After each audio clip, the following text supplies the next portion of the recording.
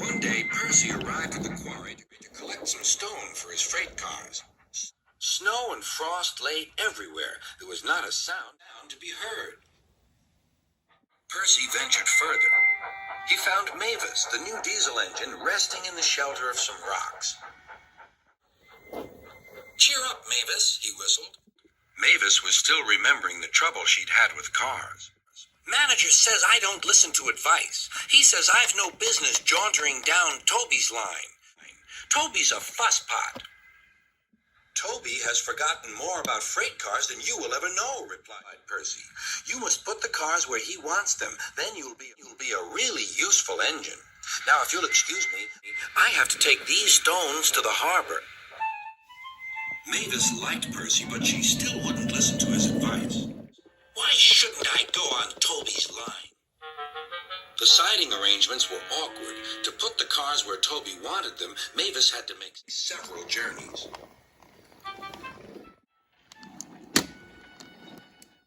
She started making a plan.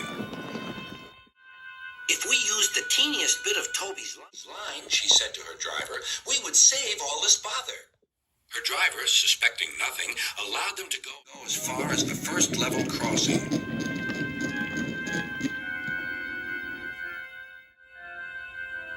A few days later, the weather changed.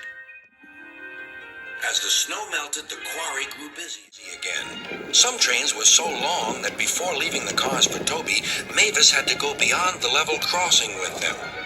Now for her plan. She would go further down the line without it seeming her fault. "Can you keep a secret?" she asked the freight cars. Yes, they chattered.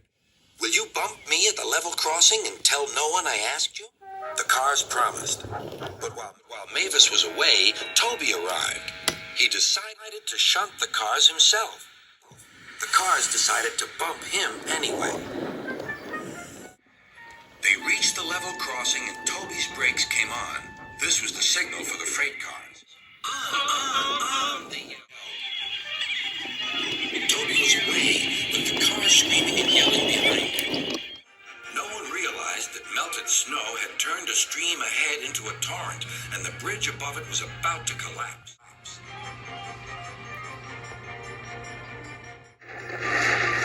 The rails were now like a tightrope across the thundering water. Stop! Cried Toby. His driver fought for control. They came nearer and nearer to the bridge. It was all or nothing now.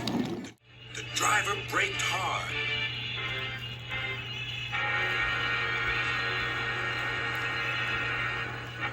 Toby stopped, still on the rails, but with his wheels treading the tightrope over the abyss.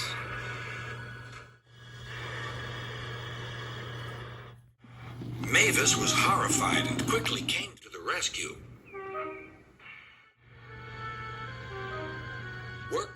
Workmen anchored Toby with ropes while she pulled the freight cars away.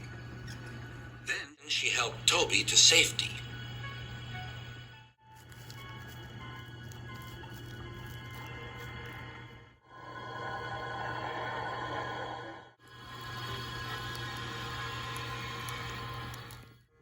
"I'm sorry about the cars," said Mavis. "I can't think how you managed to stop them in time."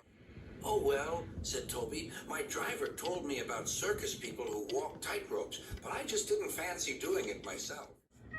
Later, Sir Topham Hatt arrived.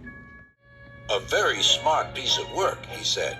"Mavis, you did well, too, I hear." "It was my fault about those cars, sir," she faltered.